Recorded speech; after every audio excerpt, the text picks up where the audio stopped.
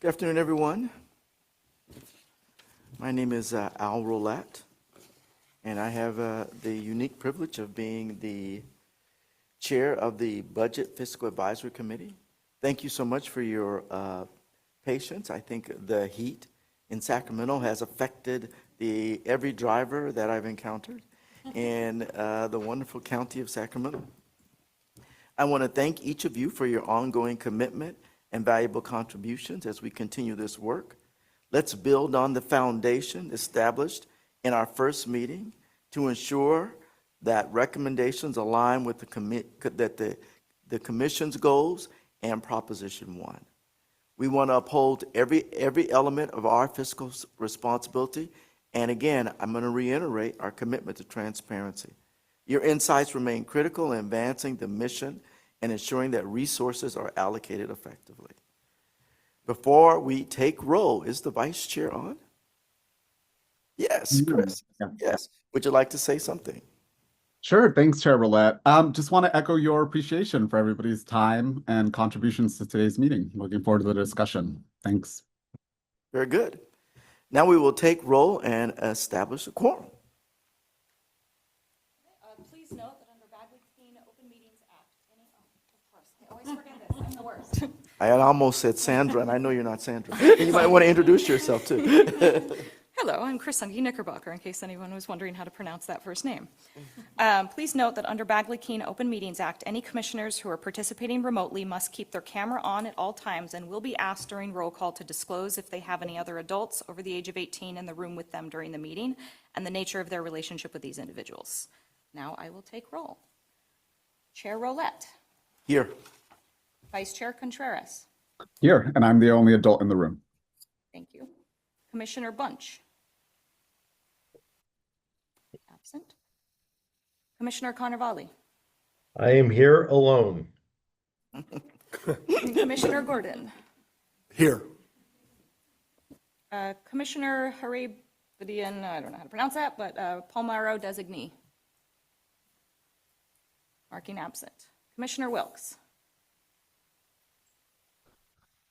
Here, the only one in the office. Thank you. And we have established quorum. The meeting may continue. Very good.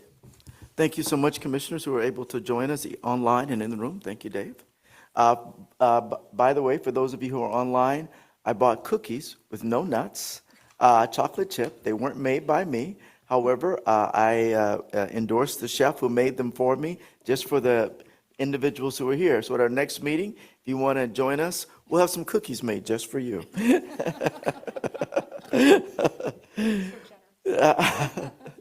What can I say?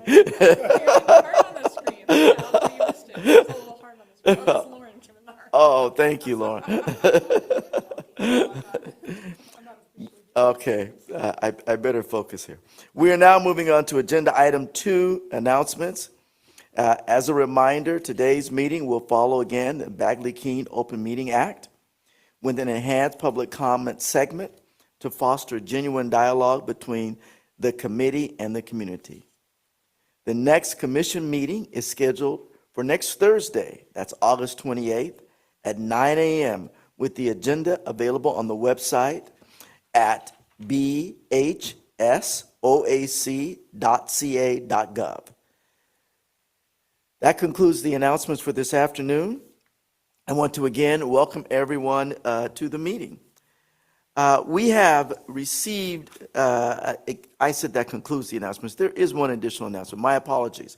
We have received stakeholder questions and feedback, and I want to first acknowledge that and thank all the stakeholders very much regarding the budget and fiscal aspects of our grants and contracts, and plan to agendize a discussion of them in the September meeting, tentatively scheduled for 9/18/2025.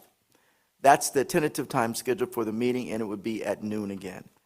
That officially concludes our announcements for this morning. It's now time for agenda item 3, general public comment. This time is reserved for comments on items not on the agenda. I assume that Cody will lead us into public comment. Yes, sir. All right. Thank you, Commissioner Rowlett. If you'd like, excuse me, if you'd like live meeting transcription or closed captioning, please activate the closed captioning feature located in the control bar at the top or bottom of the screen. If there are any members of the public using translation technology, please notify the chair, and at least twice the amount of time will be given to you during the public comment period. For members of the public in the room, I'm not sure if there are any, but if you have not already, please use one of the green public comment cards located at the front to indicate you would like to comment on any item and give the cards to the staff located at the welcome table. Members of the public can also email us public comment to be shared at a future meeting at publiccomment@bhsoac.ca.gov. I'll now go over the public comment procedures. Once the public comment period for the agenda item starts, we will close the public comment queue, so please make requests to comment at that time. You may request to make public comment by submitting a card, clicking the raise hand icon on your computer or the app, or if by calling in by phone, push *9. When it's your turn to comment, I will call you to the podium or unmute your line and announce your name or the last 3 digits of your telephone number. For virtual comments, I will insert the word last comment next to the commenter's name or number to identify the last public comment. We appreciate your understanding with this process. We will begin with in-room comments, which I don't believe there are any, so we will move on to virtual comments. And we have Stacy Hiramoto. Let's see, there you go. Go ahead, Stacy. Thanks, Cody. Stacy Hiramoto with REMCO, the Racial and Ethnic Mental Health Disparities Coalition, and Safe Passages. I just want to thank the committee and the committee staff for reaching out to me to answer some of my questions. I just want to wish, again, the committee the best. I am so excited about the new direction that the commission is going. Wish you well. But I would like to ask a request, if there are materials, if we could get those before the meeting, that's always helpful. That way you won't have to hear me ask so many questions maybe. So I know it's hard to do that, but I looked online and I don't see materials. So anyway, again, I wish you the best and thank you so much for your communication and your wish for transparency. I believe it and I'm delighted. Thank you. Thank you, Stacy.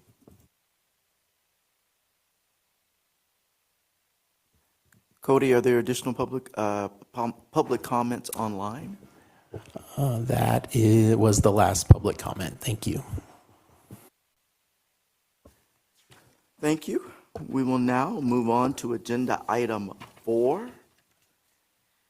Agenda item 4 is the overview of Commission's grants and contracts. This agenda item aligns us with the committee's commitment to fiscal transparency, noted again in Stacy's comments, and again, part of our charter as a committee. I am pleased to welcome Norma Pate, Deputy Director of Administrative Services and Performance Management, to provide a brief presentation on our core purpose. Norma, as always, welcome. Thank you so much for answering all the questions that in advance that will come up from your presentation. Norma? Thank you, Chair. Yeah, I just want to apologize for the materials not being posted sooner. We've been scrambling a bit, and we're trying to put together some new tools for so that we're staying to our commitment of being transparent. And it's taken quite a bit of time for us to enter the data into our new dashboard that we've been in the process of creating. And so we hope to go and do a deep dive today into our contracts that we currently have, but we're going to have to hold this deeper dive discussion over until the September meeting. But did want to give you a little bit of a sneak peek at what we're planning to share in September after we've vetted it internally to make sure that we have all of the numbers correctly. So I just want to make sure that you don't look at the numbers, but you look at the dashboard to see what the display will look like, and make sure that we'd love to get some questions from you after the last September meeting, after we've displayed this tool that we're working on. So Cody, could you please share the Tableau document, please? So I'm hoping that everyone can see on their screen. This is a dashboard that the budget staff and our research staff have been working on to really give a better overview of the commission's funding, where the funding's allocated, and hopefully give the public and the commission a better understanding of where all the dollars are going and how we're spending those funds over time. The display that I have up is the BHSSA, since we're focusing on BHSSA, our Behavioral Health Student Services Act program later this afternoon. I thought we'd use this display to share with you. We've developed a dashboard that shows local assistance. So we have local assistance, administrative funds, and evaluation funds for our BHSSA grant program. So as you can see, the majority of the funds, about $285 million, went out for local assistance. And then we also have $25 million to administer the program, as well as $16.6 million to evaluate the program. The dashboard shows below, it shows the expended funds, which is what we're working on. This number's not correct yet, so we're working on the expended funds. And then what fiscal year the commission received the funds. The majority of our local assistance allocations have funds that have been allocated over multiple fiscal years. And so just really giving everyone a general understanding of where the funds came from and how they were allocated. The dashboard would also include more detailed information on it would list all of the expenditures that are associated with the local assistance, admin, and research. And so it shows here a list of all of the contracts that we have associated under the local assistance tab. And so this is what we are working on. And like I say, apologize again that we weren't able to get this completed by today. But we'll continue to work on this and finalize this by September so that we can share this in more detail in September to give you a better understanding of our expenditures and contracts. Any questions? Any questions from commissioners, either in the room, Dave, or online? Oops, wrong one. Trying to find the right raised hand here. Question, Vice Chair. One of the things I was thinking about is it would be nice to just under the category of transparency and visibility, rather than have to talk about various contracts and do it on an ad hoc basis. Why don't we just create a tool and put all of our contracts online that are visible and anybody can read the contracts, so that we don't have to do it on an occasional basis, that everybody can see everything we do. Is that something we can make happen? So I certainly want to make sure I appreciate what you just said. And it certainly also sounds like a task that could be forwarded to the program committee, that there is a narrative, albeit a narrative, maybe brief or long, associated with each of our contracts, and as well as the fiscal performance tool that would be associated with each of our contracts. Is that clear? Yeah, and I think the reason it makes sense here is it's beyond just the individual programs. It would go to every contract that we have. There's no reason why we shouldn't just make them all available to everybody as a state agency. Yeah, sorry, I can answer that. So the dashboard that I've displayed is it will be, include all of our contracts. I just shared one tab, which is the BHSSA, but that's why it's taking us so long, because it includes, this dashboard will include all of our contracts, and then there'll be different drop-down menus for each of our local assistant programs, and then our operating budget, how we're spending our operating budget, and how money is allocated to the different teams and staff. So it will include all of the contracts that we have. So sorry, I wasn't clear about that part. Well, and thank you, Norman, for that clarification. Just to make sure I'm clear, does that mean not just listing the contract, but actually being able to read the content of the contract? We can consider that. I mean, I'm sure that there would be some type of a mechanism for us to be able to, if you could click on the tool, and then it would take you to the contract. I don't know. I'll have to work with IT and with our research team to see if we can do it in Tableau. I'm not sure on that, but I will definitely explore that option. And I mean, we can figure out a way to make all of our contracts available online, but I just don't know how that would happen today. Yeah, that would be great if we could explore that, please. Oh, absolutely. And I certainly think that what Steve is asking for, I've seen other places where there is an availability not only for performance, but also for the contract, an explanation of the contract, and including the metrics for the contract, and even the RFP and who was awarded. I've seen that in a number of different places, and so I'm hopeful. Yeah, Brenda's saying we could easily do that. Yeah. Yep. Yeah, we can look Steve, that is an affirmative. That'd be great. Thank you. That'd be good progress. Yeah, this is just step one. We're just trying to get everything into a database, but yes, certainly happy to explore. Great, thank you. Other questions or comments from commissioners? Yes, would that include the scoring of the contracts? I think we'll have to look into that. I'm not sure if we're able to show scoring, but we will look into it. I know that you What I can. hear is an interest for seeing the scoring. I know that you can depict who was awarded the contract. I don't know what the prohibitions are against showing the scoring and the rating, but I'm think pretty sure that's all public knowledge, or should be public knowledge. So, but you research it to double check that. yes.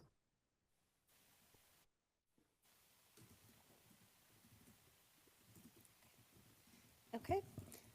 Other questions from commissioners? All right, Cody, please go ahead with opening it up for a public comment. And again, that public comment is, as there's no members of the public in the room, that would be online. All right, at this time, members of the public may request to make public comment by clicking the raise hand button on your computer or the app, or if calling in by phone, by pushing *9.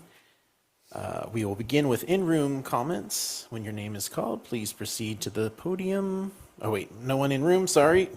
And virtual comments, it looks like we have one from Laurel. And go ahead, Laurel. Good morning. This is Laurel Ben Hamida from Muslim American Society Social Services Foundation and REMCO. Thank you for trying to ensure as much transparency by posting contracts online. Especially thank you to Commissioner Carnevale for bringing that up. I've recently just spent quite a bit of time trying to find a contract that is part of another part of the governor's mental health big plan, and no luck, including artificial intelligence couldn't find it. And that's just very frustrating. So kudos to all of you. Thank you.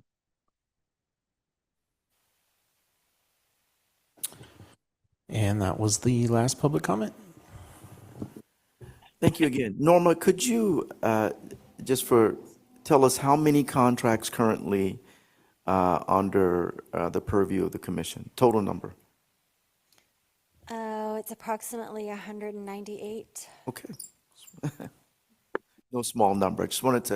I wanted people, commissioners and members of the public to appreciate the task that we will complete and the commitment that we've made to you to make sure that the information associated with all 198 contracts is available to you. Our auspicious goal is September, Yes. and we're working hard towards that. All right. Thank you, Cody. Seeing no other commissioner or public comments or questions, I'd like to move on to agenda item 5.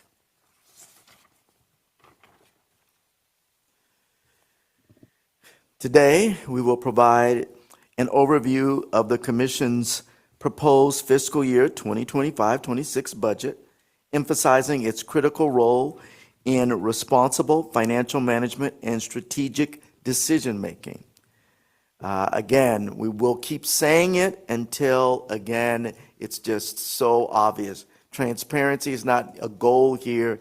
It is part of our strategic plan. We will be transparent. It is a foundational piece of what we do.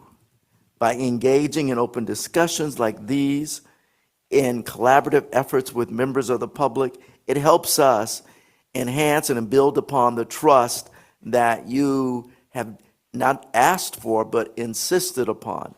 And it underscores the importance of the Commission as conveners of the public to be able to engage in this discourse and respond immediately to concerns and or get you information that you need.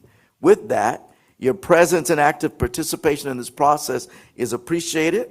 I'd like to again turn it back over to Norma to give us both an overview of the final expenditures for 2024-25, as well as the proposed budget for 25-26 and its associated other contracts or items. Thank you, Norma. Thank you, Chair. Just wanted to quickly shout out to, I always like to give thanks to all of the individuals that spend time processing contracts and processing all of the invoices and everything that goes into the budget. It really is a tremendous amount of work. And I just want to thank Lauren Quintero and Kate Dvorsky for all of the work that they've done on the budget this year, as well as Krisangi and Sandra for all of the legal work that goes into reviewing all of the contracts associated with our budget. To get started on slide 1, if you could go ahead and change the slides, Lauren. The first slide is the California's fiscal year budget process timeline. Currently, we're coming up on the BCP due dates. BCPs are due, which are budget change proposals, which are submitted to finance, are due on September 3rd this year. And so just making sure that everyone is aware of that deadline. At this time, we don't have any BCPs that we'll be submitting or planning to submit at this time. So just want to make sure that the committee is aware of anything that would be moving forward to Department of Finance or the legislature. And then for funding, the commission, oftentimes we get asked about the commission's funding and how we're funded. And just want to make sure that it's clear that there is, the BHSA has a 1% income tax on individuals that earn $1 million or more. And 3% of those funds are allocated for to the state to administer the Behavioral Health Services Act.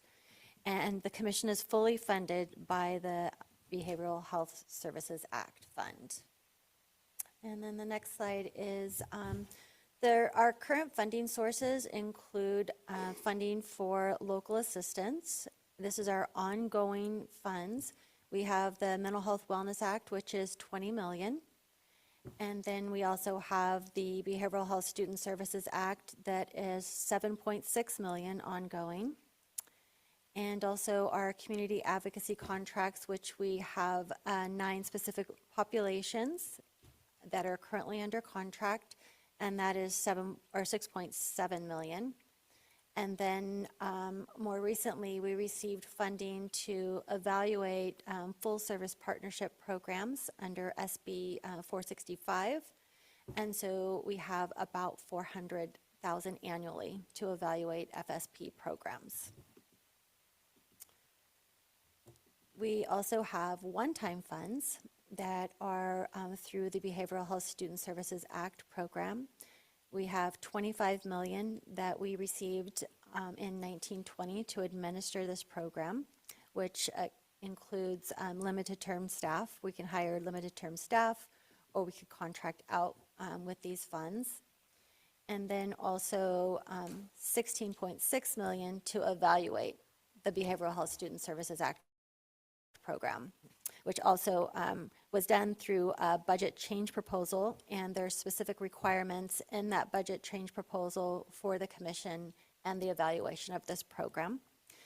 And then last year we received 100,000 to administer for the implementation of Prop 1. Last year we spent the funds on our new branding guide because our name changed. This year we're working on a plan that will be presented at a future commission meeting for the remaining $200,000 for the implementation of Prop 1. This slide, the next slide is our encumbered and reversion dates for our funding. Most of our funds have a 1-year encumbrance date, which means we have 1 year to encumber those funds, and then if we don't encumber the funds within that year, then those funds would revert. We have one program that has a 2-year reversion date, which is the Mental Health Wellness Act. It takes a little bit more time in the planning for our local assistant funds, and so the administration has given us a little bit more time to encumber those funds for local assistance, because part of our process is engaging with our community partners and making sure that those voices are heard before we present the outline to the commission on how to spend those funds. And so we have one program that has a 2-year reversion date that gives us a little bit more time to encumber funds. And then we have our active funds. Like I said, that our programs include multiple year funds, and our active funds are for the Mental Health Wellness Act, and we've focused those funds on older adults. We had reappropriation for older adults to give us a little bit more time for our older adults grants, and then also our BHSSA admin and evaluation. So we're still spending down, so we've spent some of those funds, but we're still spending down some of those funds. And so we still have available for the evaluation $10.5 million, and for the admin of the BHSSA about $6.7 million. And then moving on to budget overview for 24-25. The year for 24-25 has now closed, and we've adjusted all of our numbers to ensure that all of our invoices have been paid, and the ending balance for fiscal year 24-25 is about $169,000, which also includes about $250,000 in our reserve for unanticipated costs that may come up after the year ends close. Sometimes control agencies will send costs that we weren't aware of, and so that will cover any unanticipated costs so that we don't overspend our budget. And the next slide includes our proposed budget for fiscal year 25-26, which is what we're asking you to consider recommending for for approval by the full commission. And this budget is based on past year's expenses, so estimates for this year. And we have for personnel for 25-26 is $8.5 million, with salary and wages at $5.3 million, and staff benefits at $3.1 million. And then our operating budget includes estimates based again on prior years for admin, legislation, research, and legal. And so for admin, we're estimating that the cost for our ongoing admin cost for this year will be $2.2 million. Legislative and external affairs, $158,000, and research and evaluation about $1.3 million. And for legal, we've set aside $154,000 for any type of legal issues that may come up over the years that are unanticipated. And then, as I mentioned earlier, we have budget-directed funds, which are our FSP evaluation of $400,000 and our Prop 1 implementation of $100,000. Our current budget includes the ongoing reductions for pension adjustments, vacancy elimination, and the state's reduction of 7.9%, which impacted all state departments, not just the commission. And so with our estimates, we're estimating that our total operating budget would be $14.4 million. And then also we have our local assistant allocations that are ongoing. So we have Mental Health Wellness Act funds that are $20 million. Behavioral Health Services Act, again, that's 7.6, and the Community Advocacy for 6.7, which brings the commission's total budget to $48.7 million for this year. Planned procurements for 25-26. These procurements are presented to the commission as an outline as we've completed the work, which includes engaging our community partners to ensure that our funds are really meeting the needs of those individuals in the communities. We have immigrant and refugee advocacy coming up, also maternal behavioral health, and our FSP, which is a full service partnership technical assistance, and transition age youth advocacy. And then Mental Health Wellness Act, we also have our peer respite outline that will be coming forward to the commission, as well as the Innovation Partnership Fund, which will be a new program for the commission. The Innovation Partnership Fund will begin on July 1 of 2026 is when we'll receive the funds for the first time. And planning is already underway for this project, and the commission is holding listening sessions to hear from our community partners on how to best allocate these funds going forward. Hey, Dave, can you use the mic, please? What was the genesis of these proposed procurements? What was the inspiration or the requirement or whatever to do these procurements? The procurements on this particular slide that's up? Yeah.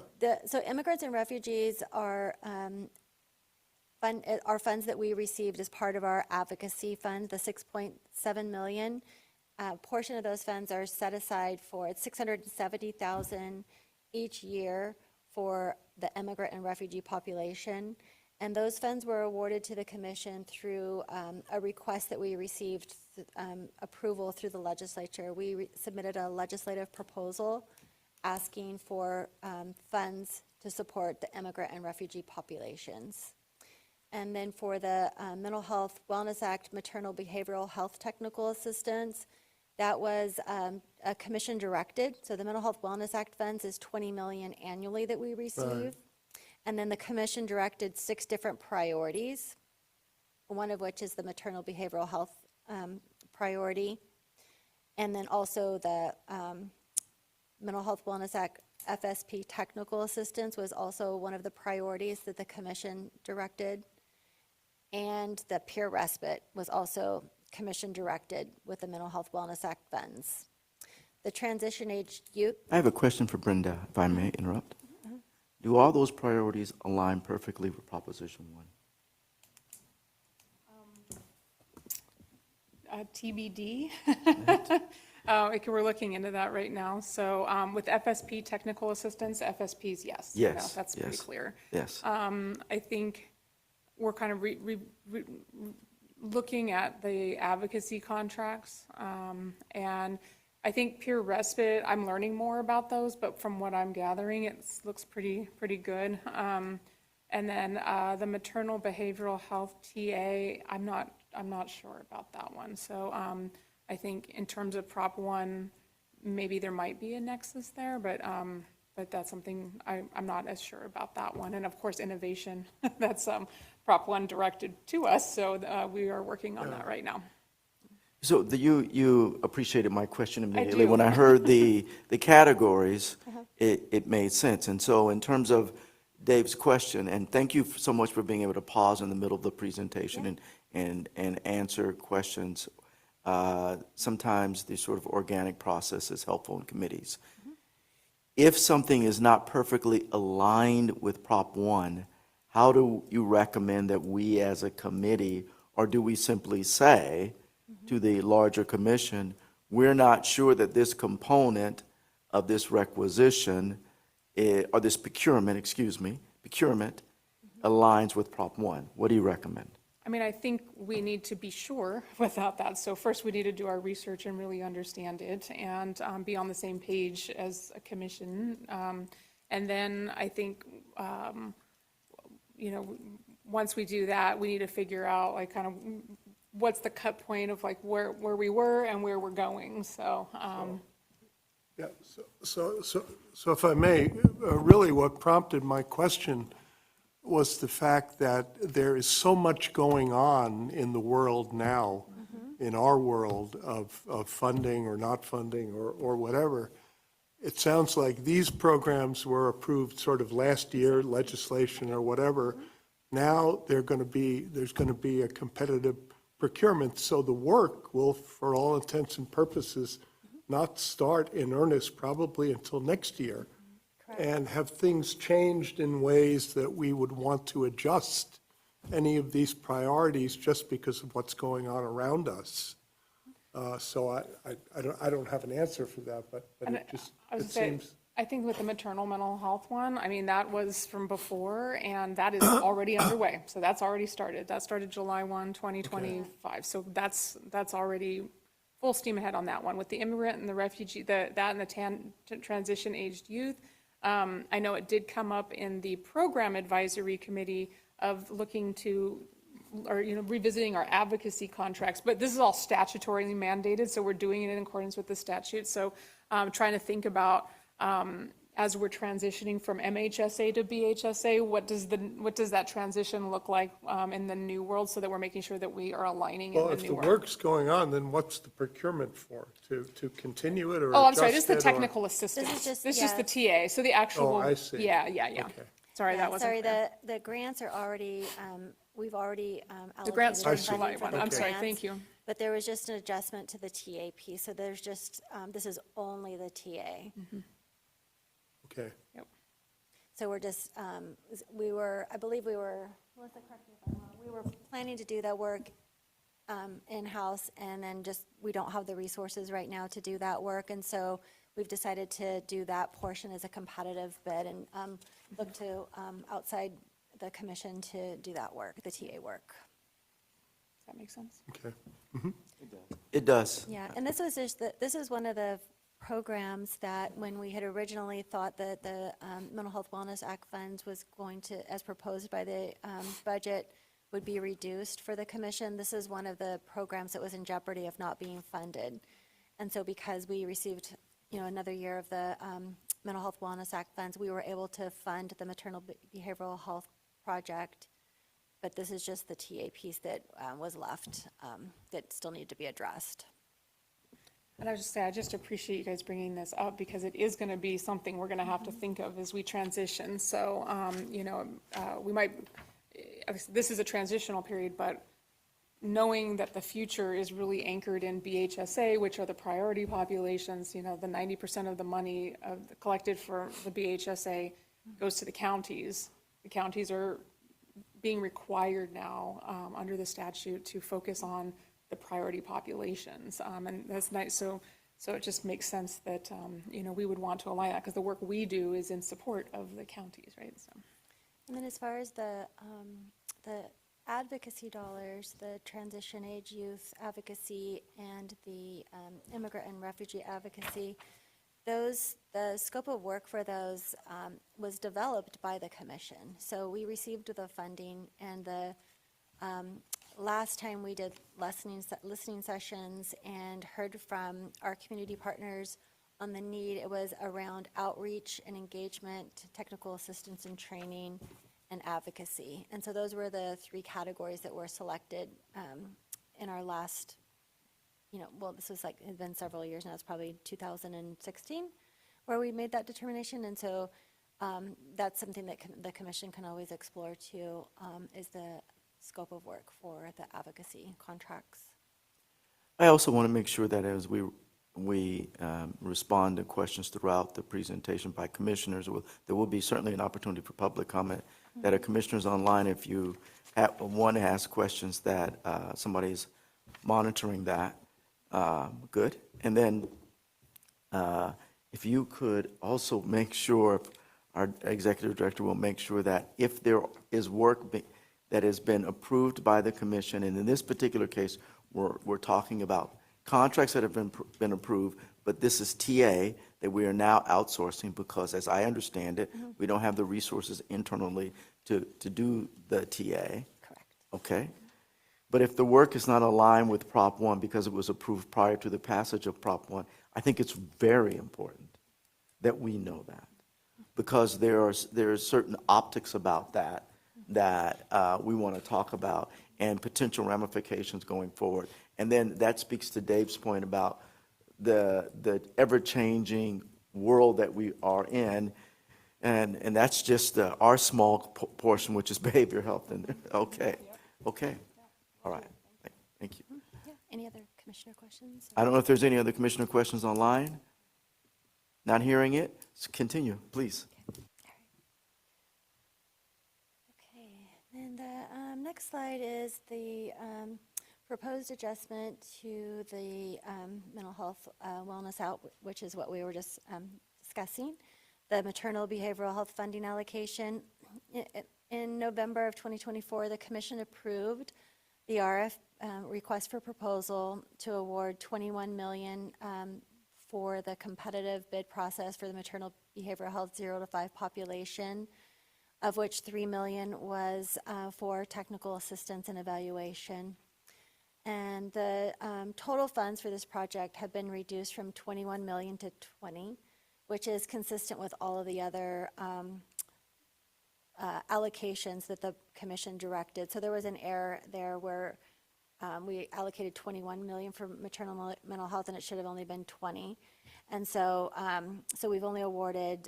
So we still have left 2 million. So it's 2 million for the evaluation and technical assistance support. So the request is for 399,000 to be allocated for an interagency agreement to UCSF to support the immediate evaluation efforts, including baseline data collection and ongoing evaluation support.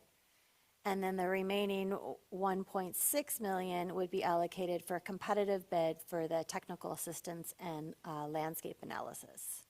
So that's the ask today, is that the committee consider this recommendation going to the full commission for the maternal mental health project. And happy to answer any questions.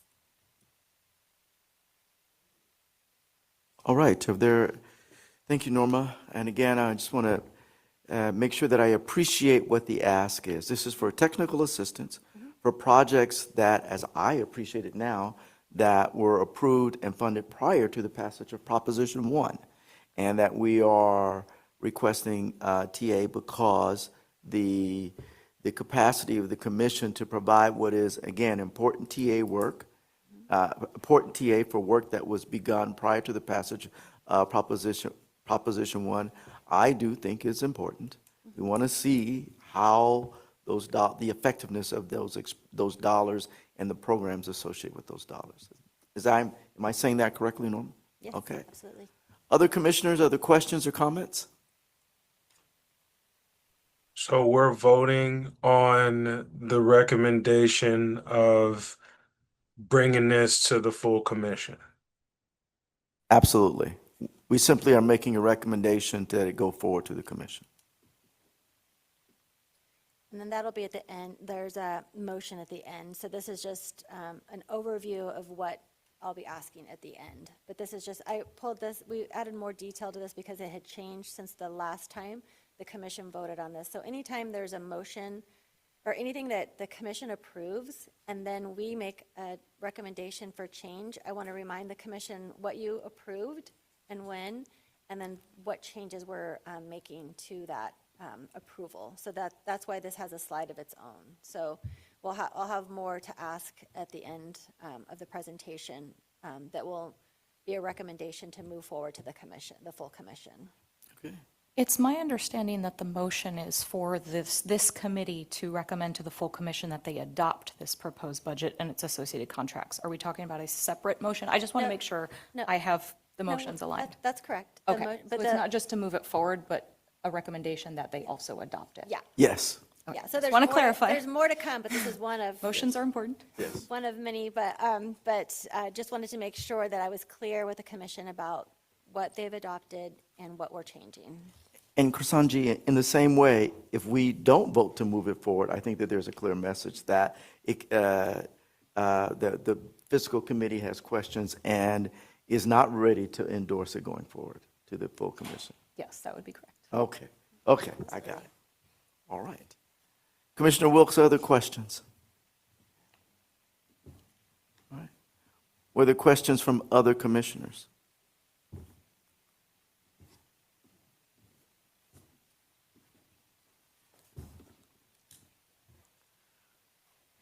Seeing no other additional questions, Cody, could you please go ahead and with, Let me Dave. make sure I understand. Does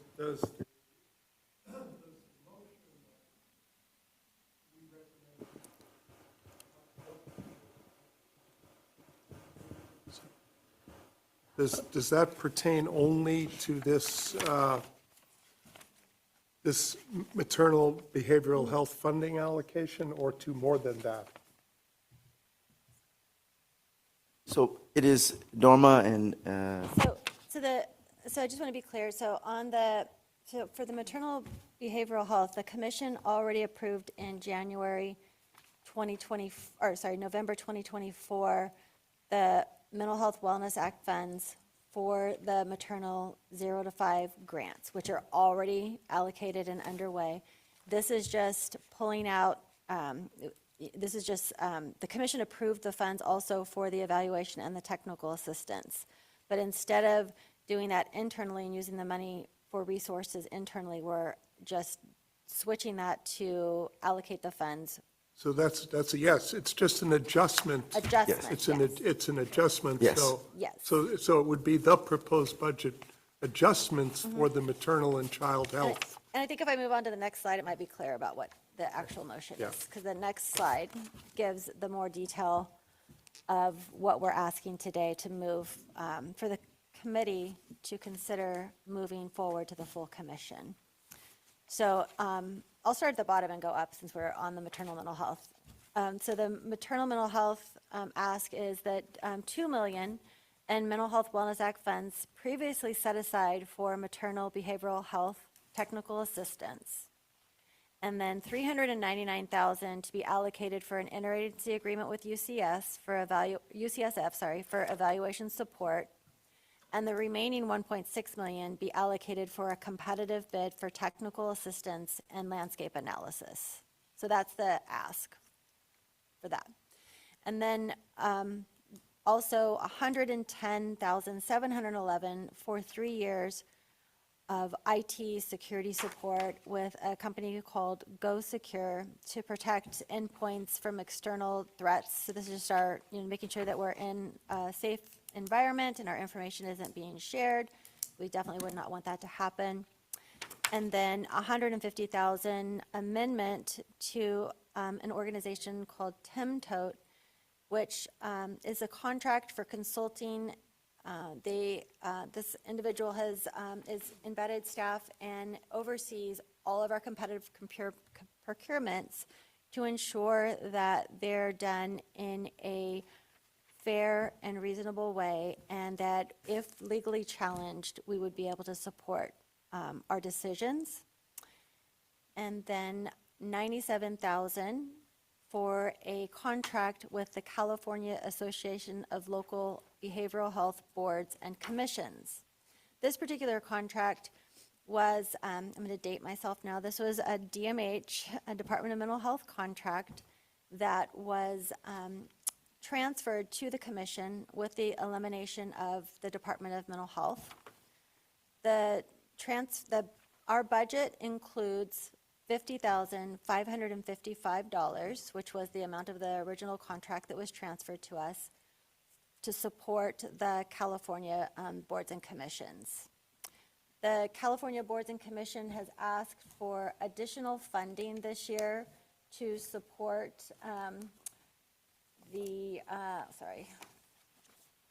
they're asking for an additional $46,445 for more training to the local boards and commissions because of the changes to Prop 1. The board felt that there would be additional need for training around specifically about the changes for Prop 1.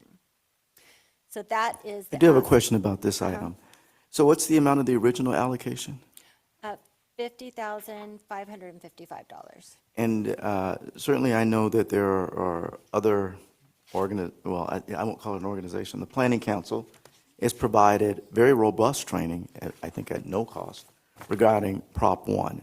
And so to the committee, my feeling about this is that we should, especially given the times that we're in, we should respectfully just continue with the amount that's been identified in our budget, and that would be the amount that I would be in favor of supporting for this particular item. But now, that's my opinion. I want to, certainly if other committee members have a different opinion, I certainly want to hear that.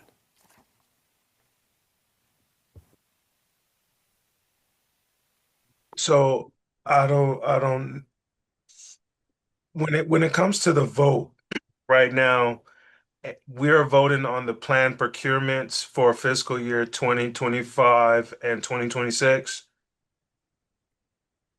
No, the planned procurements on this slide that I showed for 25-26, those procurements, so the only one today that you're voting on is the maternal behavioral health adjustment. Okay, and the rest we'll vote on at another time? The other procurements will be presented to the full commission, and if you needed the budget committee, an outline to share how those funds will be allocated. So we're just voting on the expenditure authorization, the proposed adjustments, and the proposed commission budget for 2025, 2026. Yes, the 25-26 proposed budget that was listed in the slide number 9, and then the expenditures that are listed on slide number 12, which is the ones that we just went over, with an adjustment, according to the chair, has proposed an adjustment to the $97,000 contract, which would be, and I'm sorry, it was $50,500, not $55,500. 55,500 would be the correct amount, sorry. Okay, thank you, Norma. And there's a question from Commissioner Carnevale. Thank you, Chair Roulette. Yeah, I guess I think I'm asking similar questions that maybe Commissioner Wilkes is thinking about. It's a little hard to tell what is, business as usual here, things that we have to agree to because they're connected to pieces that were before, and which ones are, more discretionary on our behalf. And then some of these seem to get into, administrative operations of the commission. And, I don't know that's a good use of our time to get into every single one of these things. I look to the executive director for some guidance on some of that. So I'm a little bit, and we're just getting used to this. I think we also have to think in the broader context, the point of these committees are to try to save some time at the commission level. So, for the important items, we should make sure we're fully vetting them and coming with a robust conclusion so the commission as a whole maybe doesn't have to spend so much time on it. But for those things that aren't so important, then I guess it would be helpful to understand the differentiation between each one of these items, because I'm a little confused myself. And certainly, your point is well taken, but it also illustrates the importance of the committee, and that what Norma is appreciating is where we need to refine the presentation as we go to the larger commission, because what our history has been is that these discussions happen at the larger commission, and we end up sending it back and then simply delaying an important vote or advancing an important vote without having a full understanding. And so your comments and Commissioner Wilks's comments, very important in terms of making sure that when we present this to the larger commission, that there is a little bit more of a refinement around how we present this, what was started prior to the passage of Prop 1, and then what's TA, and then what's connected to work that the commission has already been doing, and then certainly the implications associated with making sure, again, if staff is making the recommendation, I assume that it's aligned with Prop 1.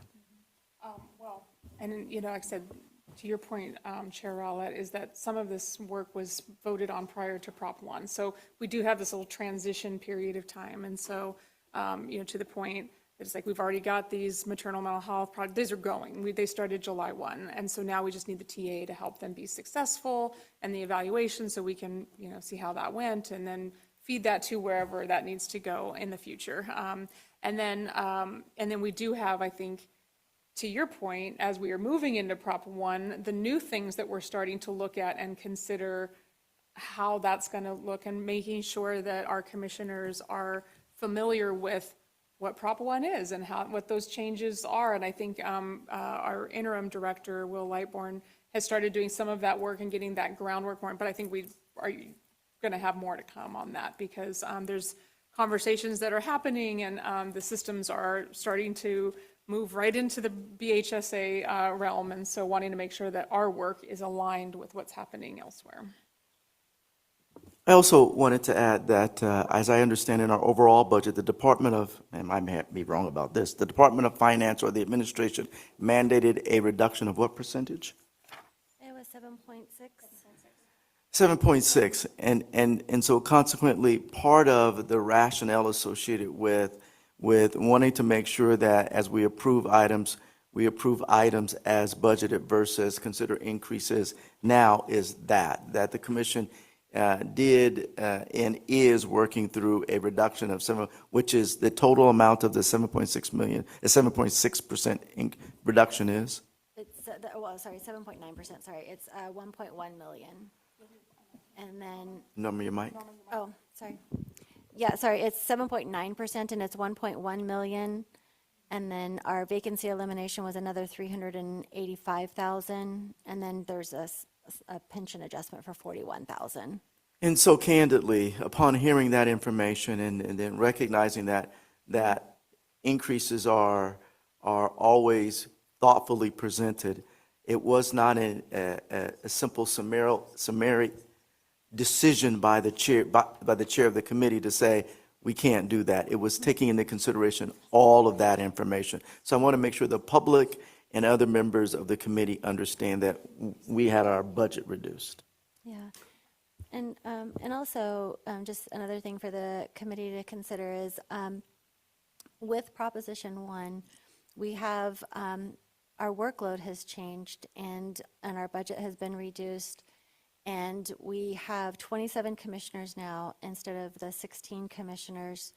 We have a travel budget that we set aside, which is about $97,000 that may not be enough going forward for the commission. And that also, $97,000 is also for staff when we have listening sessions and site visits. And so it includes all of our travel. And so we are working closely to monitor our budget and the changes in our budget with the changes in Prop 1, and I will keep you informed about our ongoing expenses this year so that we can really think about, do we need to request additional resources? And again, I want to speak to the impact and implications associated with what you just said, increasing the size of the commission. Mm-hmm. We were not, although there was a request for additional dollars in this line item, that request was denied, as I understand. Is that correct? Not approved. It's better language. Not approved. Yes. And so consequently, we look at the statutory requirements associated with the commission and how many times we meet, and then, which was part of, as I understand it, the dialogue, the number of times you meet, and then certainly monitoring our budget, but you can't have the same number of meetings and have 27 people with the different travel requirements and to expect a previous year's budget that accommodated much fewer commissioners to accommodate that. So there has to be some give somewhere. Another consideration. Thank you very much. I think Commissioner Gort was going to say something. Yeah, coming back to Commissioner Carnevale's point, I just want to make sure I'm understanding the maternal mental health changes are things that basically are required to move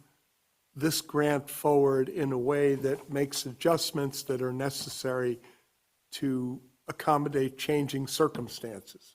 And the page that says the Budget and Fiscal Advisory Committee recommends to the full commission to adopt the proposed budget, it's not the proposed budget, it's the adjustments to the budget for the maternal mental health, maternal behavioral health funding.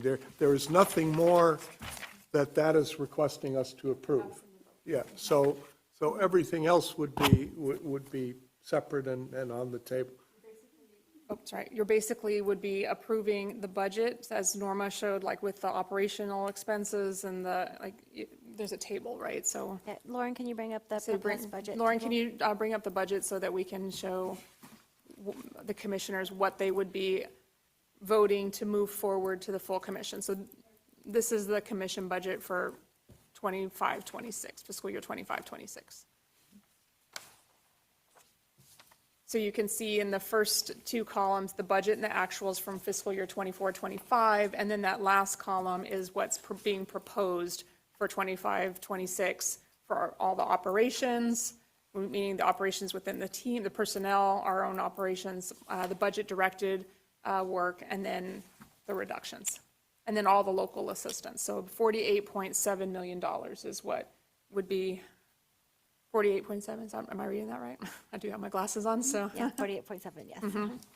So this budget but plus then those adjustments, yep. But then my question would be, aside from the adjustments to the mental behavioral health funding, are there any adjustments in any of the other categories that we're privy to or not privy to that will be covered by this approval? So the line items under like for salary and wages, those are set, and those are set wages and salary based on our positions and classifications. Yeah. Under the operations line item, under administration, legislation, and research and legal, those are all estimates based on how we spent funds in those areas from prior years. So for administration, it's the, our IT support, where we have software, we have control agencies such as the controller's office. I mean, those are mostly interagency agreements that we're required to have in order to run an organization. And then our rent, and it's basically keeping our bills paid to keep the lights on and have an office, and then some training and that we set aside for staff under admin, and then legislative affairs is they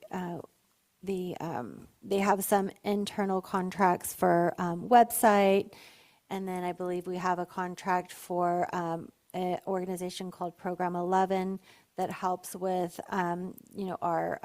they helped with our branding guide and help with anything that we need to make public as far as reports. We'll send the reports to them to have them help us design the reports so that they can be published.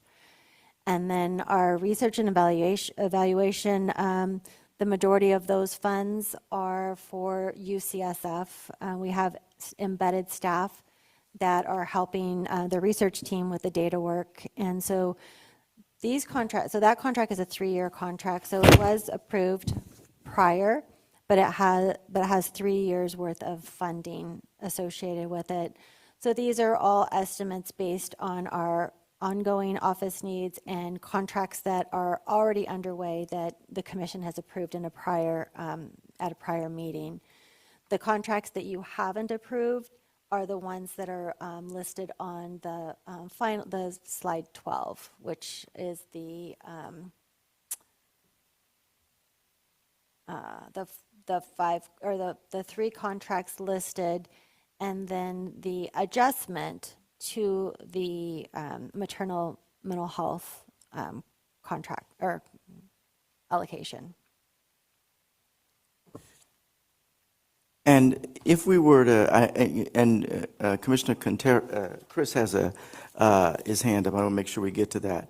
But if the committee, and I know there's going to be public comment before we vote, I think it is also, thank you, Commissioner Gordon and Commissioner Carnevale, for making sure that there's understanding of what we're voting on. On the first item, the contract for California Association of Local Behavioral Health Boards, the original amount of $55,000, had that already been approved? No. Okay, thank you. All right. Vice Chair has his hand up. Yeah, I think you may have just answered this, Norma, in another way, but as I'm looking at page 12, which are the authorization for these new expenditures, I ostensibly could map these back to page slide 9, right? Like those expenditures are reflected in the 25-26 year budget. And the reason why we're voting for them is because they're new contracts or amendments to the contracts. They're not included in they're proposed, so they're not included yet in that chart. Oh, so they're not included. HWA is already approved, right? I'm sorry, the MHWA is already approved and included, I'm sorry, but the other contracts, the Cal Board, the Tim Tote, and the IT security for Go Secure is not included. So wouldn't that mean when we're at the larger commission voting on the fiscal year 25-26 budget, it would be different if we approve them here? No, it would still be presented the same way because the committee recommends approval of the contracts that are presented and the proposed budget, and then the full commission would have to adopt and approve the full budget. But the full budget wouldn't change if we wouldn't increase, is what I'm hearing, right? If we approve those? After the decision is made on whether the contracts are approved. So it would be in addition to, no, it is in there? Yeah, now I'm confused. Yes. Yes. Lauren, you want to get up on? You want to get up on the thing? Sorry, this is why we were going to go over all the other contracts and then we would have had all this mapped out. Yeah, no, the bottom line wouldn't change. It's so on the slide that shows the 25-26 budget, where it has categories like administration, we weave it into there. So let's say you didn't approve, then some of the money that's like right now just like sitting there would go, wouldn't be allocated towards that. It would be available to do something else with. So it is So inclusive. The 47 million or 48 million total, that's not going to change. That's how much we have per the governor's budget.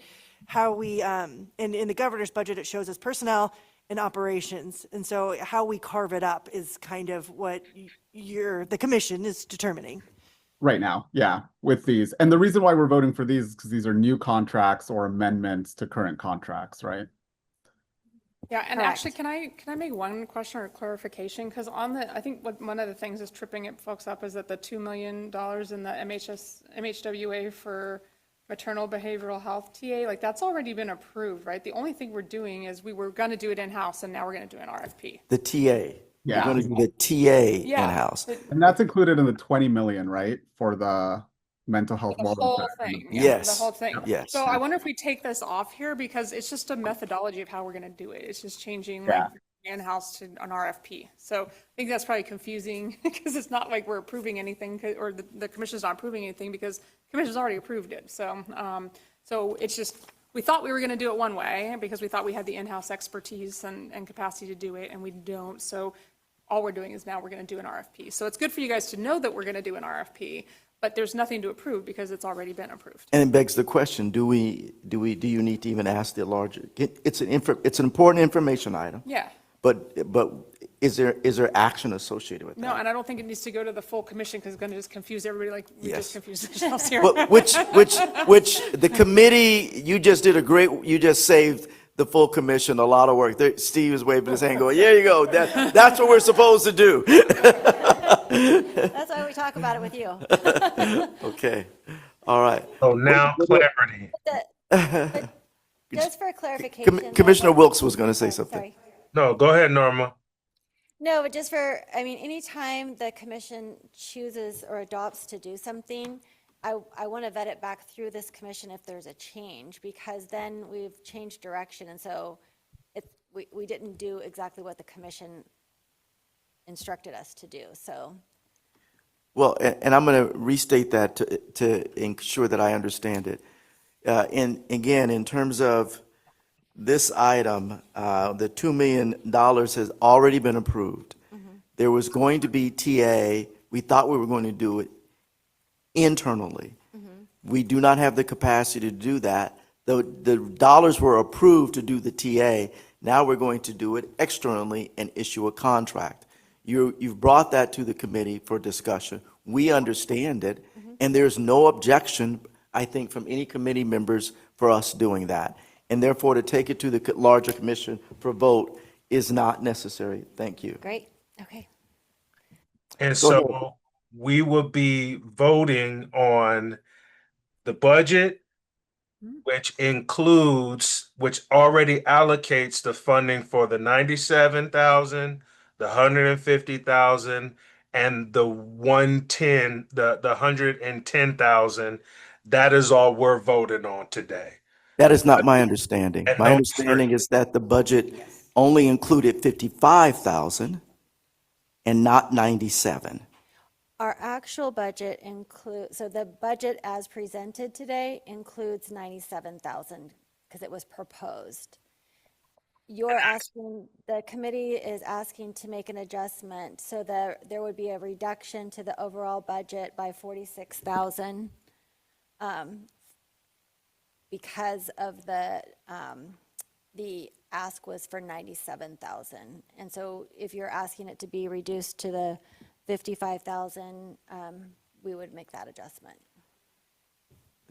So that wasn't clear to me. You understand why it's not clear? No, sorry. The original, my understanding that the original approval for these resources was $55,000, and that the California Association of Local Mental Health Boards is requesting additional money for training. Is that correct? That's correct. Yeah, so our actual budget includes the 55,500. And so. Okay, and that's exactly, But in our projections, we included what we were asked, which was the 97,000. So in the proposed budget as presented, it includes an ask of 97,000. If we only approve the 55,500, we'll have to go back to our proposed budget and make that adjustment. which would be a reduction. Correct. Okay.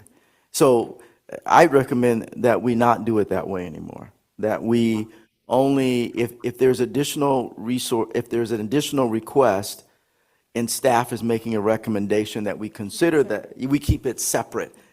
Keep that very separate, and that the recommendation, now I feel a little bit differently about this, because I thought we were being asked to come up with additional money. And what you're essentially telling us is that, here's how I interpret this, that the staff not only, is the staff agreeing with the proposed request? That's my first question. I think we took it to the program advisory committee because we look at it and then, that's and I think that we were on board. We were fine with moving forward with the request. We moved it to the program advisory committee. It's really not us to make the final judgment on this, so it goes to the program advisory committee. The program advisory committee did vote to move it forward. Now it's here over at the budget and fiscal committee meeting, and so the budget and fiscal team has to, commissioners have to look at it, evaluate it, determine whether or not to move it forward. Yeah, so. Acknowledged. So my understanding has been clarified. The program committee looked at this, staff is recommending this, and you've already allotted funds in the budget based on that.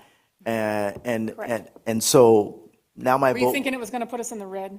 Well, I was thinking that you, not in the red, but certainly you would have to allocate or redistribute dollars from somewhere else. And this wasn't clear. And so what I needed to be clear now is what I just said, that this is additional request for additional dollars that staff is recommending and that the program committee has reviewed, and you've already accounted for it in the budget. So Yep, the budget team has said we have the funds that we can cover this. okay, so my vote will be different now, I think, yeah.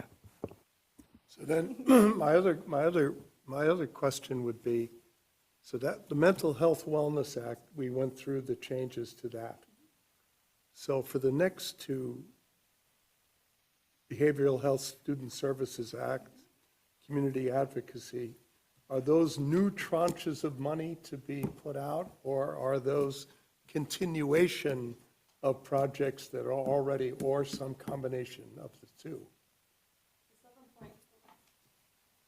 I say 7.6 The and the 7.6 is the annual that we get out of, we have some earmarked, but we are going to want to talk about future projects, future fiscal years of projects, right? Yeah, so Mental Health Wellness Act funds are earmarked, and we won't have an allocation again until 2027. Yeah, we That did hasn't those. been- right, The yeah. 20 million, Correct. we Yeah, and then the we've talked about those. 7.6 million, I believe Melissa, our research deputy director, will be presenting in October to the commission a plan for the 7.6 million. So the because- 7.6 are not committed? Correct. Okay. So Melissa, for the $7.6 million Mental Health Wellness Act dollars that you're going to be talking about next week, what fiscal year is that anchored to? I'm sorry. Correct. BHSSA, thank you for correcting me. Yeah, so that's 2027. Okay. 2027, 2028? So $7.6 million. Over 3 years. Over 3 years, beginning in 2027, 2028 fiscal year? so that's to be planned To be for. planned. So And then that's- what we're showing here, though, is what we're already have obligated, right? That's in the budget for 25, 26 is the current projects. Yeah, so that's already, those funds have already been encumbered in other projects. So we currently have Okay. projects underway that these are all being And spent these for. are all in process? They're in process, we're in And the progress. same with community advocacy? Yep, community thing. advocacy is ongoing, in progress, and then for the BHSSA, we do have the future ones that Melissa will be talking about Yeah. next week. Yeah, and so, there are no changes as there were Right. with mental health wellness to the other two categories? Yep. Okay. Thank you for clarifying. And Or when we making get sure we're our all- dashboard You have to finished, this will fuel us make with a this cookie or conversation so much something. easier. And So when we get our dashboard when we get our dashboard completed, I think this will make everything clearer too, because it'll show. Yeah. All right, all right. A little bit of humor here in our discussion. Are there any more comments or questions from commissioners online? yes, I think this is my last one. So for the community advocacy, is that where the immigration and refugee advocacy will come out of? For the, yes, that's Yes. correct. And that's already planned? That's already planned, yes. Well, the commission will receive an outline for that project at a future commission meeting. So it's planned but not encumbered yet. Okay, and I would like to also, I kind of skimmed through the Prop 1. I did not see immigrant and refugee in that. So I know we're still looking at what is throughout it. So that is something that I did not see in there. Yeah, I think with Prop 1, it just anchors to the BHSA priority populations. But there is a commitment to equity, so there are things that can fall under other areas Okay. as well. Okay, this has been a very robust discussion amongst commissioners. Cody, why don't we go to public comment? At this time, members of the public may request to make public comment by clicking the raise hand button on your computer or the app, or if calling in by phone, by pushing *9. If you are in person, please turn in a card at the welcome table. We have 2 virtual comments. The first one is Teresa Comstock. Teresa, go ahead and unmute and go ahead. Hi, Teresa Comstock. I'm Executive Director with the California Association of Local Behavioral Health Boards and Commissions. And I appreciate the work of this committee and wanted to say I appreciate staff as well as the program committee for supporting the budget asks for our organization. I wanted to just let you know that over the last few years, we've actually had a contract of $75,500 per year. So this would be an increase of just over 20,000. But it goes to a very, very good cause. We support the work of 59 local behavioral health boards and commissions, providing training and support and resources, technical assistance. And we are updating all of our online interactive modules for training and creating webinars and recorded webinars and have lots of in-person activities. So we do quite a bit to support the work and really appreciate your consideration for this budget item. Thank you. Okay, next we have Stacy. Stacy, go ahead. Stacy Hiramoto, Remco and Safe Passages, thank you. I just want to support the funding for the local boards and commissions state organization. I think process-wise, maybe the program committee should have forwarded a message to this committee about, the presentation and why they approved.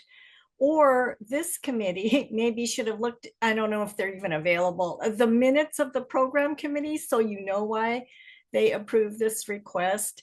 So that way the committees can sort of understand and coordinate what they're doing. Not that you have to mimic what they do, but at least you know what went on. And just on a personal note, I really feel that this state level organization has for many years was not active and it was not adequately funded. And it was not until Teresa Comstock was hired and came on that it was really able to be a powerful presence at the state level mental health community. And this is not to say that the former heads of the state organization performed poorly or anything like that, but there were just, again, little funds for the state organization. And then the other reason I think it should receive this is that these boards are made up of primarily people from the community who are volunteers representing the public, and they need to be supported in learning about Prop 1 and how they can affect the administration, design, and rollout at the local level. And having this training done by a state organization is preferred, by their own state organization is preferable to county staff or other government staff training them, which may inadvertently or not train from the perspective of what is good for the county or government, not what is good for consumers, family members, and the community. Thank you. Thanks, Stacy. And one more comment from Laurel Benhamida. Laurel, go ahead. Good morning again. My anxiety went up a little bit when I heard the executive director say we are looking at advocacy contracts. I began to worry a little bit. So I just wanted to say a few things about that. The Proposition 1 wasn't perfect. You were talking about perfect alignment. It wasn't a perfect proposition because it didn't pass by 100% of the voters. In fact, it barely passed. I think there was more than $20 million spent by the advocates versus 5,000 by those who did not favor Prop 1.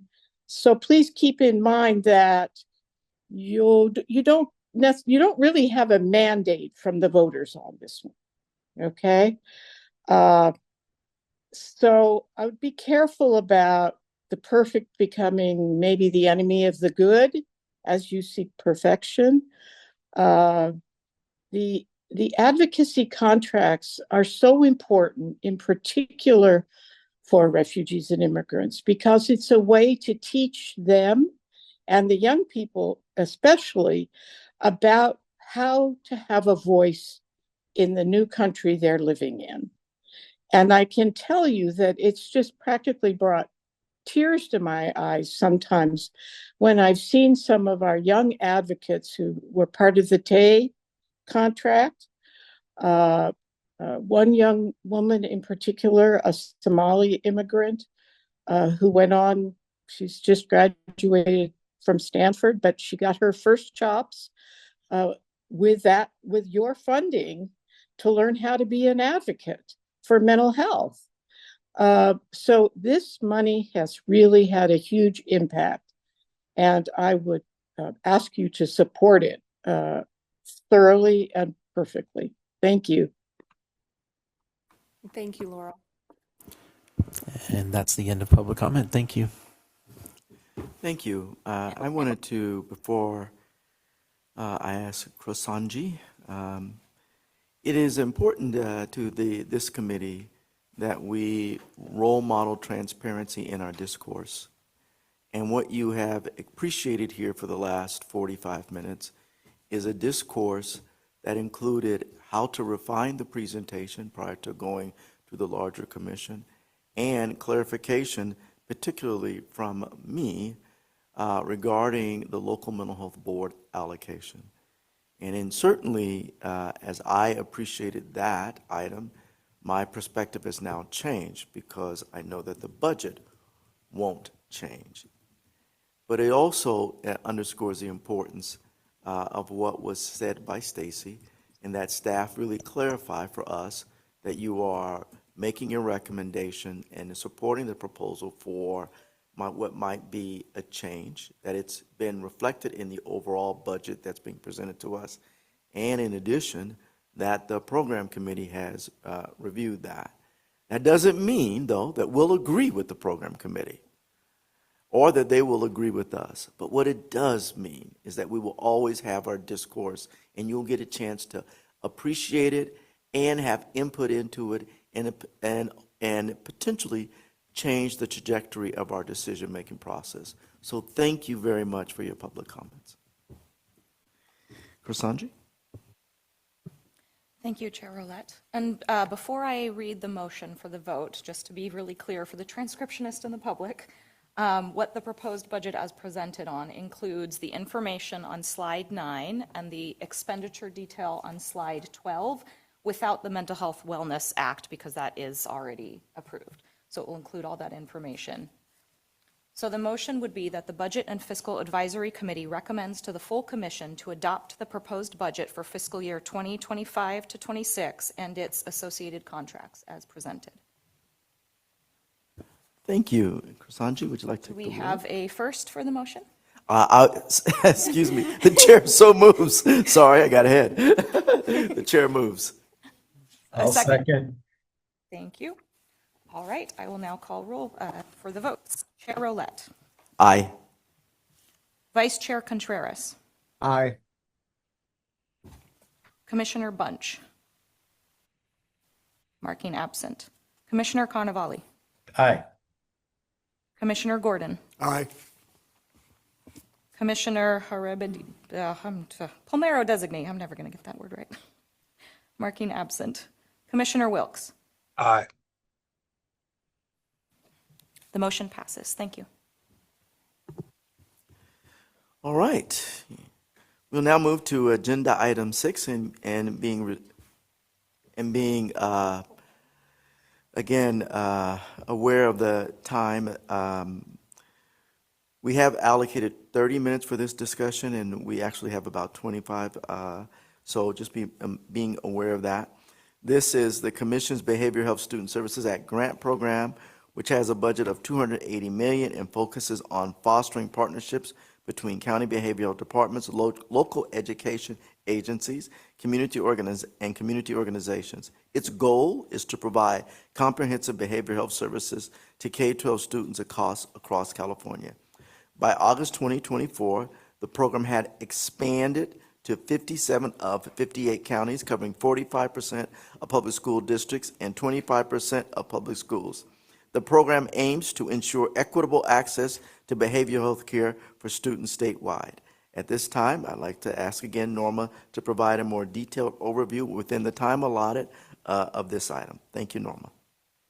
Thank you. And I asked Melissa to join me, even though she's not on the agenda, but I should have put her on the agenda because we're a little bit involved in this as far as she's the program deputy director and I am the fiscal deputy director. So we're working in partnership on this program. And so I'm going to skip through a few of the slides just to allow for time to go over.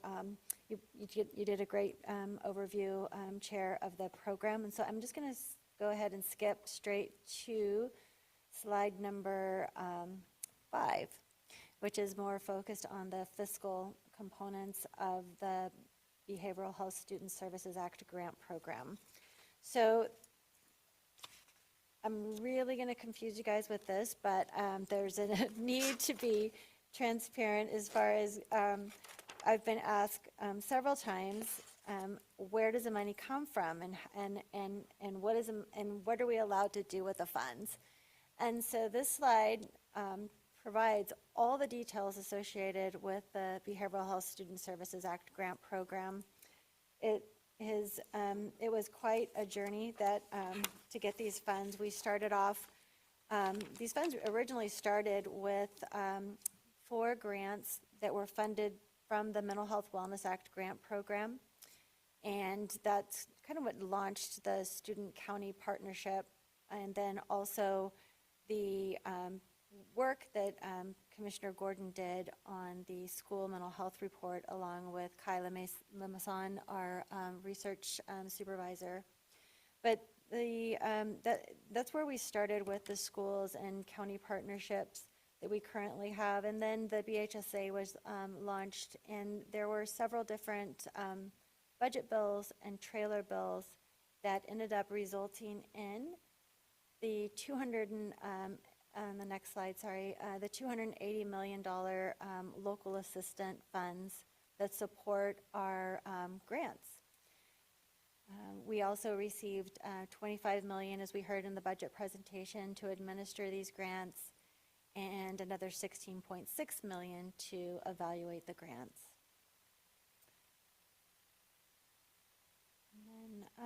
The BHSSA, currently we have grant programs in 57 of our 58 counties, and also 45% of our school districts and 25% of schools and charter schools, and 39 community organizations have these grant programs.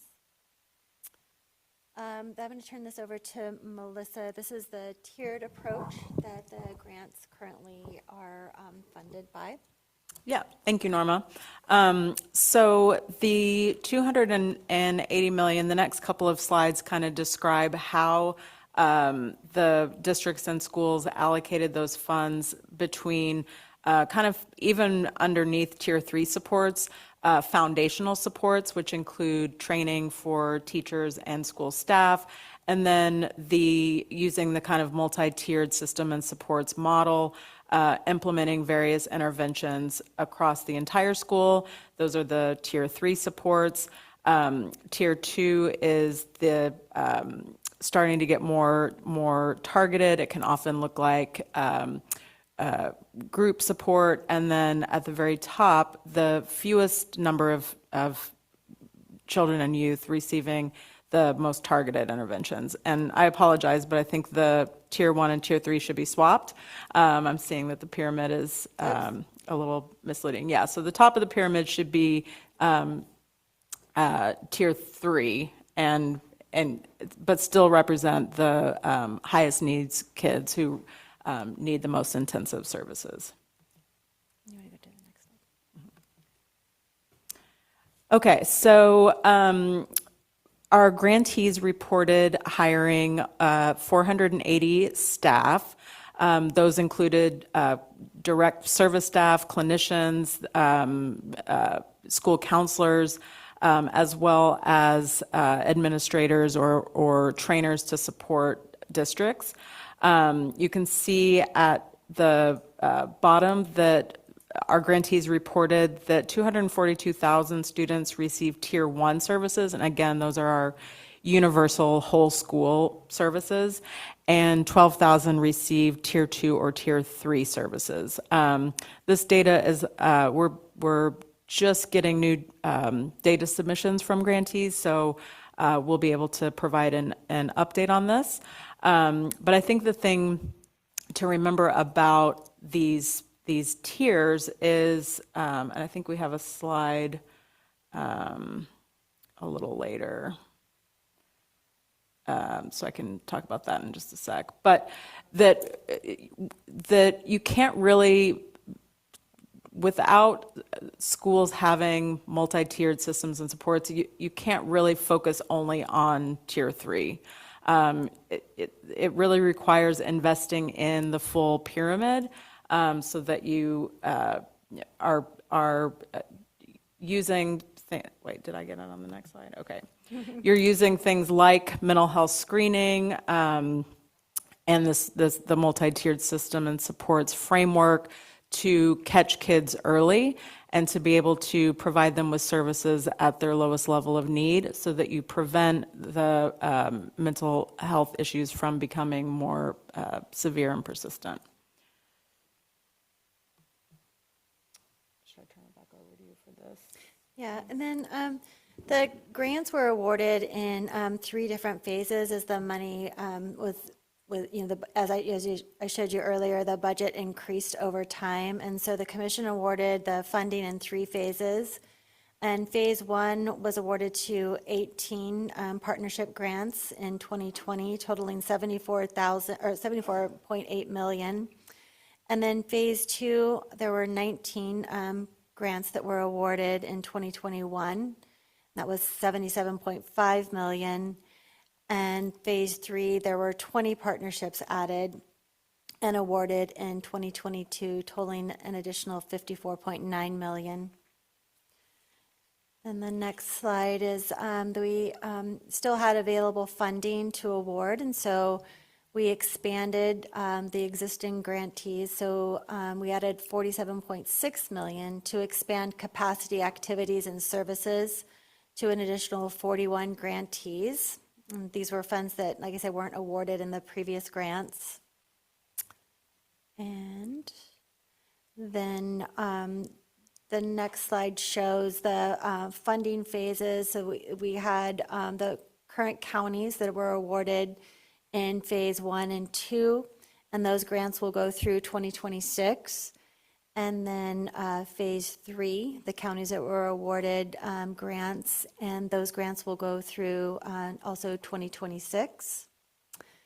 And then phase 4, we awarded an additional $25 million in phase 4, and I believe some of these awards were based on what we had learned from listening sessions and a desire for additional needs for the existing grantees. And so we awarded funds to 4 key areas, which were services for vulnerable and marginal youth, and universal screening in the learning community.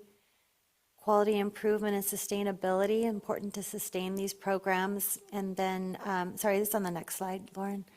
And then additional areas identified by the grant applicants through the listening sessions that we held. And so in all, we awarded 51 grants in August 2024 across 29 counties. And then in phase 4, this is a list of the grants and the counties that, there was 4 different categories. And then do you want to talk a little bit about the other categories? I think that's not really clear in the slide. Yeah, we did decide to have a funding bucket that was really flexible to be able to capture and fund identified needs of grantees that we hadn't been able to think about. I know that that some of these grantees, I'm trying to look at the list. I think for Orange County, this was one where they actually used their funds to work with the Beach Cities Alcove to kind of expand the service reach for the Youth Drop-In Center to support the kids at the schools. So we'll come back to this committee or the PAC committee or the full commission with additional details about how these funds were spent in this category for other priorities category. And then you want to talk about, let's go ahead and go down to slide 18, just start, because we're getting close on time. You want to just talk a little bit about the success and kind of what's coming next? Yeah. Yeah, so by way of reminder, these implementation successes, lessons learned, and next steps were included in our last legislative report, which was adopted by the full commission in March of this last year. Yes. And I'm happy to announce that that report has recently been published to our website. So we can make sure to get anyone who wants the direct link, but it is on our website and looks great. And so this information you can also find in that legislative report. So just, a couple of key highlights from that report. We've learned that BHSSA is working to deepen partnerships at the local level. We're learning that it has absolutely expanded the continuum of mental health services in schools, that our grantees report that mental health has been destigmatized. A lot of schools have really amazing youth NAMI groups in schools who are kind of youth ambassadors for mental health. So the stories that we're hearing directly from grantees about the impact of these dollars is just incredibly exciting. And we look forward to coming back and sharing more of those kind of school and grantee spotlights. Some of the lessons learned, and when we talk about BHSSA, we always talk about how these grants are all pretty different. Grantees had a lot of flexibility in terms of how they designed their systems and supports to meet their local need. So that has presented a bit of a challenge from an evaluation standpoint, but we're really excited that our external evaluation partners, WestEd, have risen to the challenge and have just recently launched phase 2 of the evaluation. So, beyond these kind of initial lessons learned that staff were able to glean through the learning collaboratives and site visits and just ongoing conversations with grantees, we'll be able to come back in the next several months and really share out what WestEd is learning in conjunction with our internal BHSSA evaluation team. And then just lastly, our recommendations for kind of next steps for school mental health for California included establishing a shared leadership structure that includes both schools and education leadership, as well as behavioral health, that, even though there have been tremendous investments in school and student mental health over the last 5 years, there still is a need for adequate and reliable funding. And then the third recommendation is around establishing a set of metrics and standards and related metrics to really be able to look at our progress as a state year over year. And then a couple of these I've already mentioned, but in terms of next steps, the 7.6, which we did clarify, will the next round of that will start July 1, 2027. We'll come back to the full commission next week and start that planning process.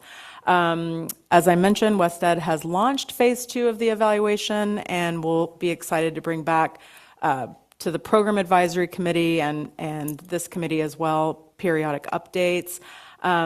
We do have some remaining one-time admin and evaluation dollars that we need to encumber, and so we'll come back at the October commission meeting and discuss our plan for that.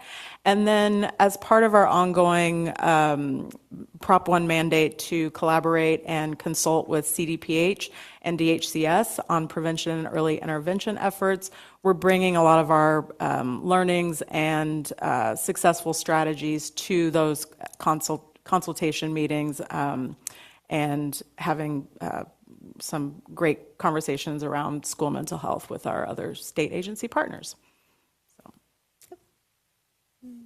Any questions? Commissioner Gordon. Yeah, I don't have a question, just a comment from our experiences over time with working in this area. All of what has been done through the commission, I give the governor a huge amount of credit for all of his initiatives. We've made enormous progress in this area around school mental health, and everybody deserves kudos for that. But as I mentioned when we had the report on this earlier in the year, I think the real secret sauce in this is bringing the overall health system much closer together with the school systems. Because what we've got now, it shouldn't just be focused on behavioral health. It should be focused in health in general, starting from the earliest point that we can get to young people, which is really in the 0 to 5 space, because so many of the things that affect behavioral health begin in the 0 to 5 space or in earlier childhood. And right now, the health systems and the school systems are not taking enough advantage of the access that each other has with behavioral health. It's been amazing how putting clinicians in schools breaks down a lot of the stigma. It's not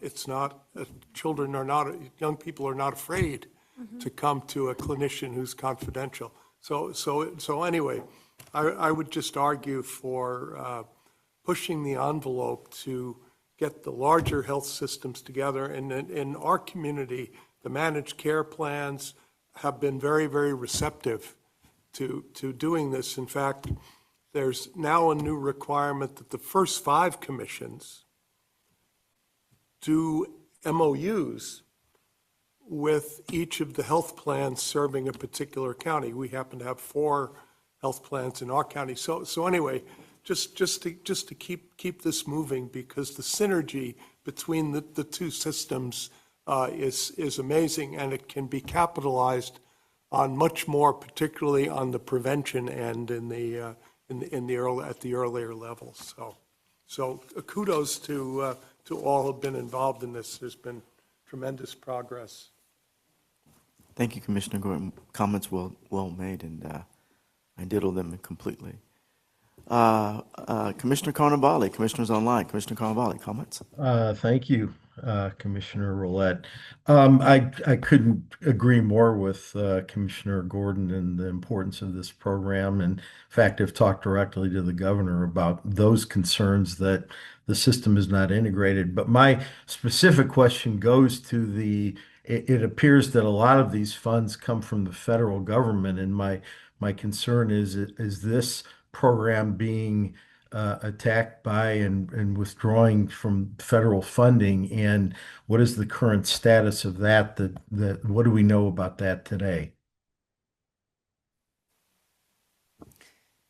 Yeah, this particular program that we have, the 280 million, that's all BHSA funds. There's no federal funds associated that.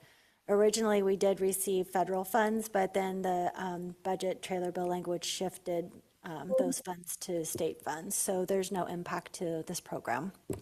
Okay, well, that's good. I guess my question, this may be more to Commissioner Gordon, but I know that other funding that goes to these same kind of programs is at risk. And is that something as a commission we should be weighing into more?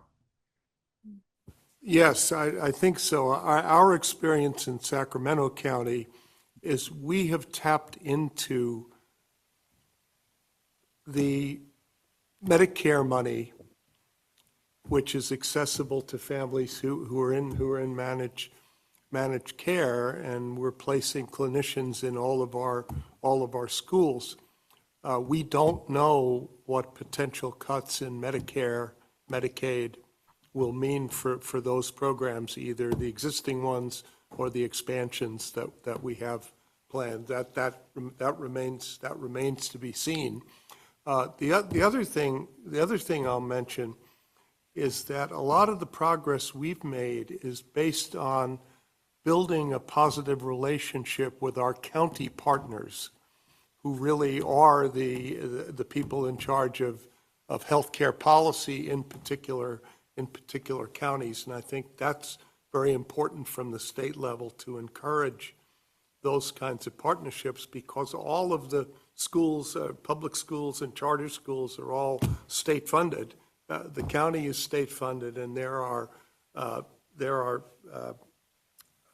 pathway into the federal funding. So those partnerships, I think, are crucial to building this collaborative relationship. And also, just one other thing that's come up over and over again statewide is that the smaller rural counties have a very, very different problem with delivering health care that needs particular attention. And again, looking at it from a statewide perspective, that would be something that it would be good to focus on, and perhaps put some grant money forward to make the delivery in those counties much more effective.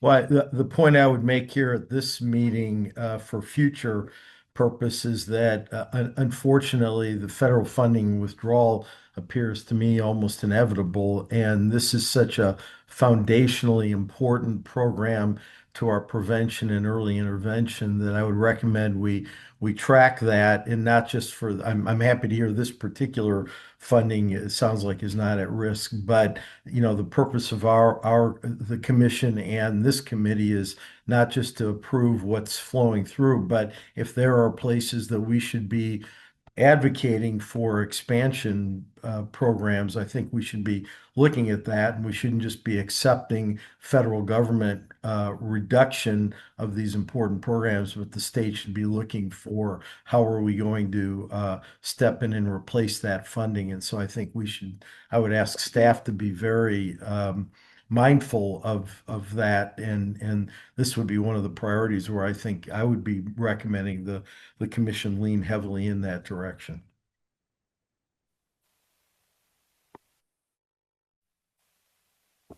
Are there any additional commissioner comments?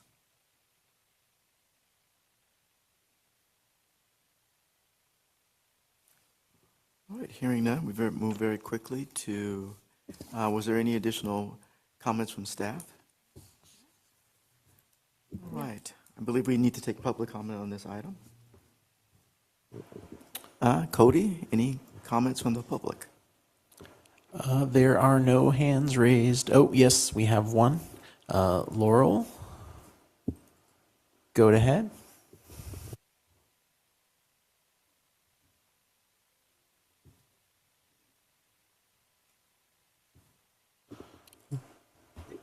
Good evening, good afternoon again. Okay, so four school-aged children just entered the kitchen, so be patient with me. Okay, alrighty. So I really have appreciated the frankness of the comments from all of you today. You are acknowledging the gorilla in the corner, and that's brave. And as many people are saying nowadays, someday this is when the kids are going to say, "What did you do during the war, Daddy?" So I think you all can check the "We did good" box. As for priorities to replace funds, I think I've talked about the commissioners going and asking for funds from private foundations and private industry. Something that might be more disturbing to people from private industry would be the first five model, where the state attorneys general sued the tobacco industry. And as a result, we now have first five commissions handing out substantial amounts of money in every California county. So just a few ideas. Again, thank you for your courage.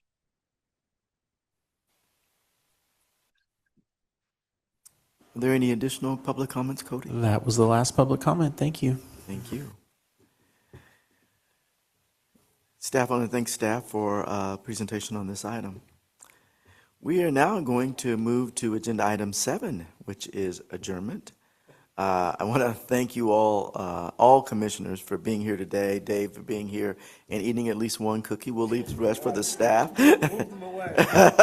That means they're that means they're good. Come in person. You come in person next time, I'll bring more cookies. Commissioners online, Chris and Javon and Steve, of course. Boy, that changed my opinion.